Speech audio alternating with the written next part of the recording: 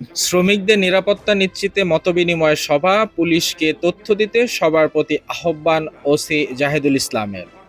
সাফায়েত হোসেনের তথ্য, চিত্রে দেখুন বিস্তারিত। রাজধানীর আদাবর থানাধীন ১৩ নম্বর এলাকার একটি গার্মেন্টস কারখানার শ্রমিকদের নিরাপত্তা নিশ্চিতকরণে এক মতবিনিময় সভা অনুষ্ঠিত হয়েছে। সভায় উপস্থিত ছিলেন আদাবর থানার ওসি ইনচার্জ জাহেদুল ইসলাম। মতবিনিময় সভায় ওসি জাহেদুল ইসলাম বলেন, বাংলাদেশ পুলিশ সবসময় জনগণের নিরাপত্তা নিশ্চিত করতে নিরপেক্ষভাবে দায়িত্ব পালন করে যাচ্ছে। বিশেষ করে গার্মেন্টস শ্রমিকরা প্রতিদিন সকাল থেকে কর্মস্থলে যাতায়াত করেন। পথে যাতে ছিনতাই, ইফটেজিং, হয়রানি কিংবা কোনো ধরনের অপরাধের শিকার না হন, সেই ক্ষেত্রে পুলিশ সর্বোচ্চ সতর্ক রয়েছে। তিনি শ্রমিকদের মোবাইল নম্বর প্রদান করে বলেন, আমার থানায় আপনাদের জন্য সবসময় উন্মুক্ত।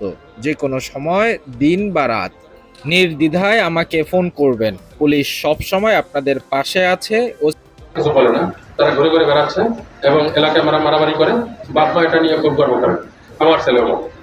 এরকম থাকলে এটা আমাকে জানাবেন, যে অমুকের ছেলেরা এই কাজ করবে।